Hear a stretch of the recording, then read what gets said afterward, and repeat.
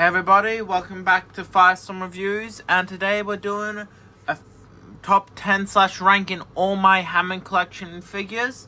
This video will include all the Hammond collection figures that I own, but it will not include any of the ones that I do not own. So the Carnotaurus, Parasaurolophus, and Baby Stegosaurus and other characters will not be included in this review. And also, this is my opinion. I have different opinions to what you have, so I might say like the Ceratosaurus more than the T-Rex. That's my opinion to have, and you have yours.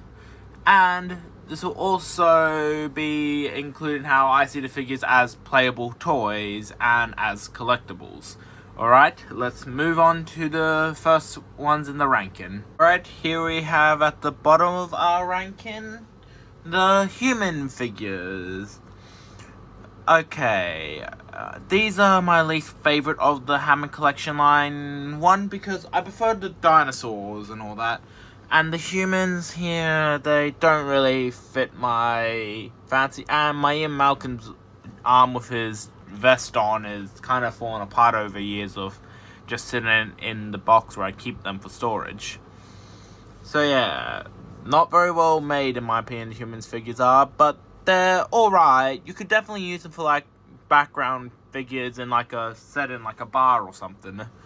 And they definitely make decent stop motion figures, and I have no stands to hold them up with, so I'm using blue tack to keep them in place. So yeah, these guys are alright, but they're definitely not my favorite of the Hammond collection figure. If I would have to rank these three personally, it would probably be Alan Grant, Ian Malcolm, and Ellie Sattler. Ellie Sattler sure comes with the plant piece, and I'm not going to go through the bag where I keep all their parts because it has a bunch of other stuff in it. And Alan Grant comes with the, in my opinion, one of the best accessories yet, being the baby dinosaur. And Ian Malcolm's, in my opinion, is like the perfect blend between the two. If I get another human figure, might change my opinion on them, but for now, this is where they stand at the bottom of my list. Basically, honorable mentions. Alright, next up on my list is the Gallimimus figures.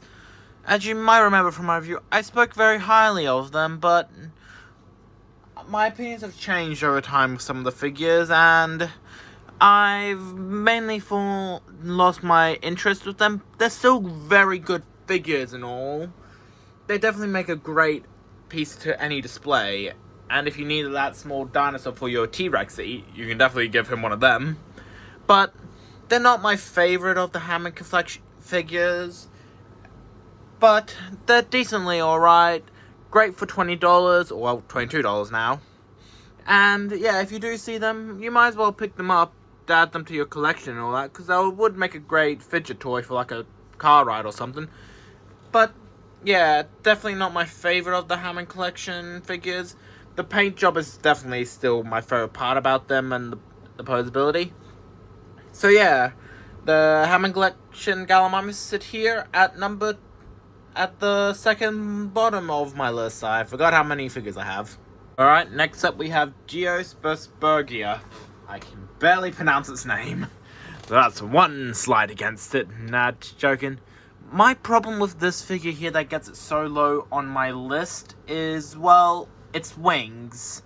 When I pictured the Hammond collection doing their first flying creature, I pictured that the wings would be able to be a bit more posable. Sure, they're made out of the same posable plastic with the metal rod inside of it as the tails for the Hammond collection figure, but because of it, the way that they built it, you can only really get it in certain flying positions, and doesn't really work for if you want to have it like walking on the ground.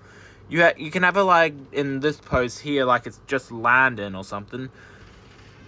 But besides that, that's mainly all the possibility you can get with it interacting with the ground and all that. So yeah, this figure lands here near the bottom of my list. Not really my favorite of the Hammond collection figures from its wave. Could definitely use an improvement in my opinion. I say if they removed the connection here, in my opinion, you could probably get better wing posability and all that.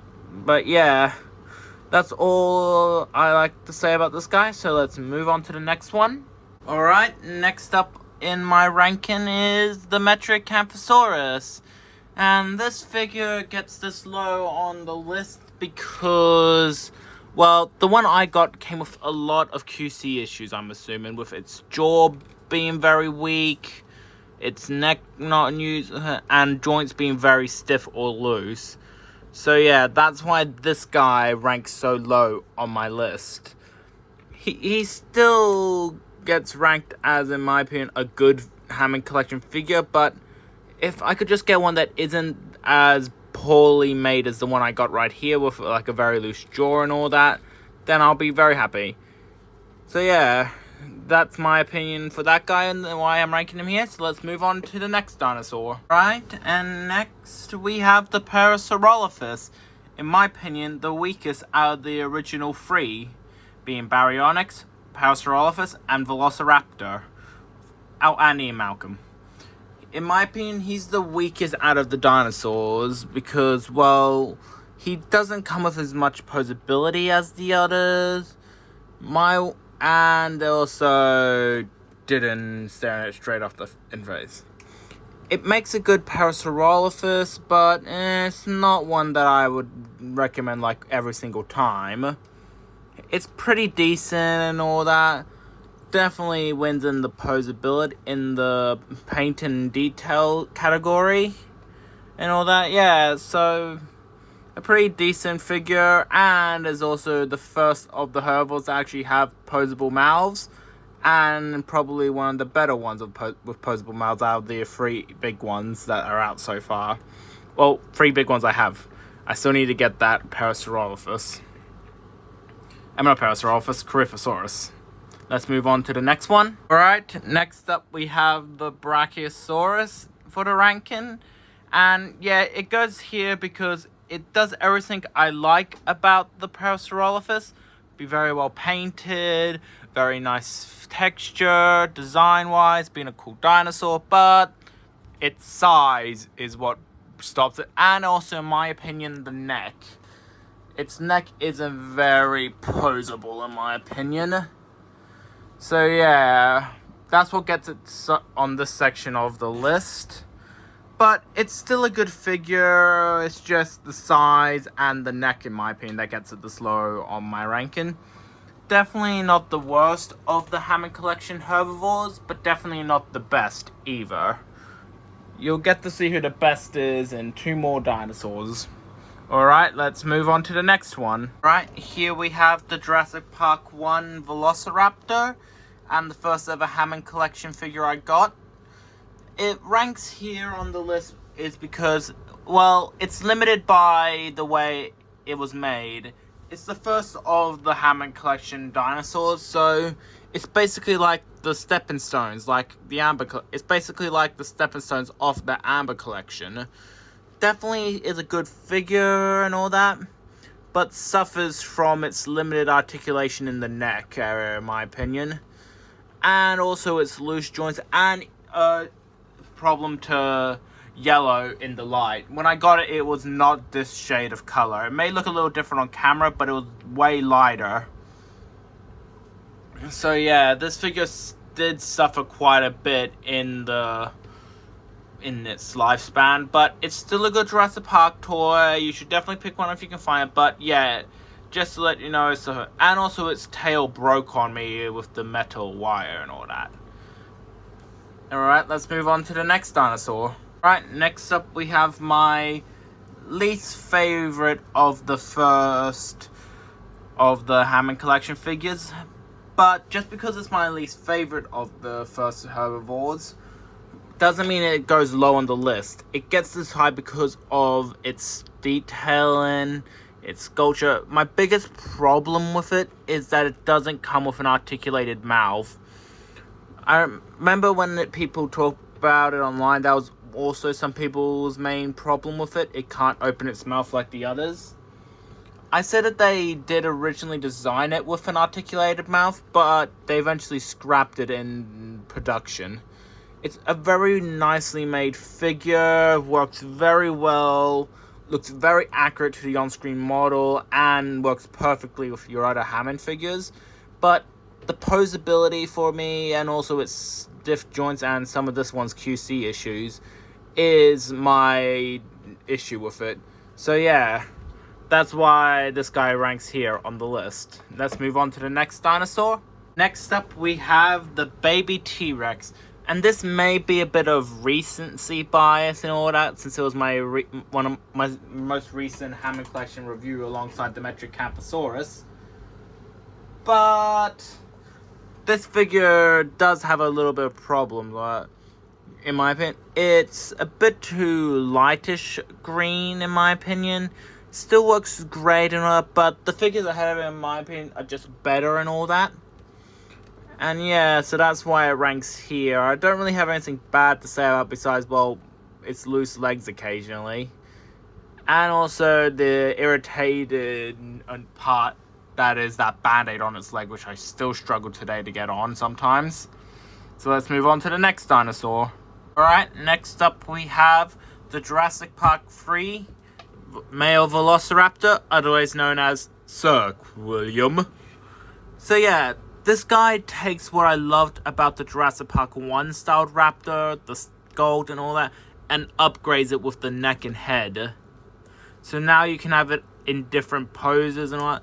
Sure, lots of people don't like it's not the bright blue that it was in the movie, but this is actually fine for me. I don't mind that it's not the bright blueness, the quills aren't perfect, but it's a $20 figure. It's not that expensive. It's not that bad, and it does what it needs to do. It looks very cool, and I just wish that its partner, the female Velociraptor, which I still don't know the name to, wasn't an exclusive. So yeah, this is a pretty good figure, and definitely better than the others on the list. So let's move on to the next. Now we have everyone's Jurassic Park 3's favorite cameo dinosaur, the Ceratosaurus. And yeah, this guy ranks here on the list because, well, it was one of the first Hammond Collection figures that I got. I got it on my birthday along with the Triceratops, Parasaurolophus, and Baryonyx. So yeah, that has some very strong connections to me, and it's a really nice sculpted figure. Looks exactly like how it did in the movie, and it's also looks accurate to the game model from Evolution 1 and 2. My only issue is that it suffered the same problem as most old Hammond Collection figures, that its tail likes to break in the whites, and my cat got a hold of its tail and bit it a bit. But besides that, those are my only complaints with it, and one of them isn't even really a complaint, it's just an annoyance from having a pet. And its posability, it looks like, and I will be honest, I honestly thought this is what they would use for the T-Rex. I honestly thought, before I even knew the Hammond Collection T-Rex came out, I thought they would just remake the Ceratosaurus, get rid of his horn, and then boom, T-Rex. But nope, Mattel outdid themselves. And now let's move on to the next dinosaur. And at a shock to everyone, we have the Hammond Collection T-Rex. Not at number 1 on my list. I can already hear the Hammond Collection fans in the comments below raging at me. I will say, this is a lovely figure and definitely one of the best ones that they've made. But it's not my favorite. It definitely has the most posability besides one other, in my opinion. It definitely, in my opinion, has the best metal tail because it has like a part that's regular plastic tail, then the rest metal. And the posability and all that's amazing. But it does have some issues, like the neck part plastic paint rubs off. And in my issue, the leg joints are a bit weak. I am able to get the hold poses like this, but it's definitely not the best. And its arms just confuse me at the upper biceps. And yeah, so that's why this guy ranks here on my list. Let's move on to the next one. Right, and now we have the Dilophosaurus. Definitely one of my favorite of the Hammond Collection line. And definitely is also the first one they used the new raptor body build with its modified neck and all that. I'm pretty sure they're the same body part and tail, but everything else would clearly change, like the legs and all that. And it has its arms that look like it's constantly going like, I want to touch those legs, I want to touch that chicken leg, or something like that. Or it's about to play the piano like, dun dun dun. So yeah, and it comes with, in my opinion, one of the best accessories for the smaller figures out of the ones we've done. And it's also the only dinosaur to come with one. It's frilled neck. Even though Dilophosaurus in real life didn't have this ability, it's still a cool thing to add. And definitely homages the scene where it eats Dennis Nedry. Now, if only I had a Dennis Nedry figure. Alright, and now we're down to the last 4. Quickly, leave your thoughts in the comments below on who you think will be my favorite out of these 4 Hammond collection figures. Will it be Irritator, Concavinator, Ankylosaurus, or Baryonyx? Let's see who it is and move on to see who's in number 4. Right, and now we have the Baryonyx at number 4 on my list. And yeah, this figure is awesome. Its only issue is that it suffers from being part of the first wave of the Hammond collection line and the famous wobbly neck of the Baryonyx. I heard tales of the wobbly horse, but never the wobbly Baryonyx. So yeah, this is a really nice figure still. Very nice textured with the smooth bumps on his back, make it feel like you're touching alligator skin. Or crocodile skin. And since I'm an Aussie, it's mostly crocodile skin that we have to, because we have to box them to survive and go to school. A very nice colours, looks like the one from the movie in Chaos. And also another issue is that its legs are a bit stiff with joints, so I'm constantly worried about breaking it. But those don't really knock it that low on the list. But this figure is really nice, and I've also had a soft spot for Baryonyx. So let's move on to number 3. Right, here we have the Concavinator, one of my favorite figures from the Hammond collection, and the first who technically hasn't appeared in the movie to be made into a toy, which the members include Geosauropus, Metriacanthosaurus, and I'm pretty sure that's it. Because these guys only appear, because Concavinator only appeared in Fallen Kingdom as like a statue. Metriacanthosaurus got his name on it, and Geosauropus didn't even get it to the final script or any references. It was replaced with pterosaurs. So yeah, this one is really nice looking and very cool. Definitely is one of the best Hammond collection figures in my mind, and is technically the first to not have a very far look down feature, but looks very fine to me since Concavinator is one as big of a dinosaur in real life. So yeah, and the color scheme in my opinion is amazing. Lots of people hate its face markings here, but I don't mind them at all. So yeah, very nice figure and very well detailed, and I love the way that they did the hump spine thing here. So let's move on to the next one. And here we have the Irritator, and yes, I just realized that I forgot to put him on the list of dinosaurs who technically haven't appeared in the movies. And he looks pretty awesome. He definitely is what I imagine they would use for like the building of the Spinosaurus for a Hammond collection. Except for the tail, they'll definitely give him the Baryonyx style of tail, scale it up to a T-Rex, scale the spine up, probably make everything a bit more bulkier and all that, and then boom, you have the Spinosaurus. And this guy does everything that I love about the Baryonyx and makes it better. They fixed the neck issue. The only issue with my one is that its lower jaw's a little loose, but that's just an issue of my copy. Doesn't really affect my ranking. The painting's amazing, the sculpting, and I just love this tail. I just love to pose it and just feel it. It feels so nice. These recent Hammond collections, sure, some of them have been like a hit and miss when it comes to their quality control, but they've all been amazing looking and that. So let's move on to number 1 on my list. Here we have my favorite of the Hammond collection figures, the Ankylosaurus. In my opinion, the best painted, the best sculpted, the best posability with his tail, which I just whacked on the ground there, so you heard like a massive bang. And this figure's awesome looking with the posability, the tail. In my opinion, it has the best tail. The only problem for me here is just a little stiff here for me. And sure, it has this weird brown flaky stuff on my copy, but that's all fine with me. It makes it look like it's lived in a rough, destroyed park for sure, or a deserty land. So this is definitely a figure you'd love to have in your collection. And please, let me know out of the figures I showed you, who is your favorite. Now let's go over to my final thoughts. So, that was my ranking video of my Hammond collection figures. Please, let me know what you thought of it, and tell me who your favorite is. I know I just said that all in the end of the Incarnosaurus section, but I decided to give it like a proper send-off here. I did this video to just want to have more interaction with my community. I want to know what you guys think of the Hammond collection, how you guys would have ranked it, and I'm trying to make better videos and trying to make things more better.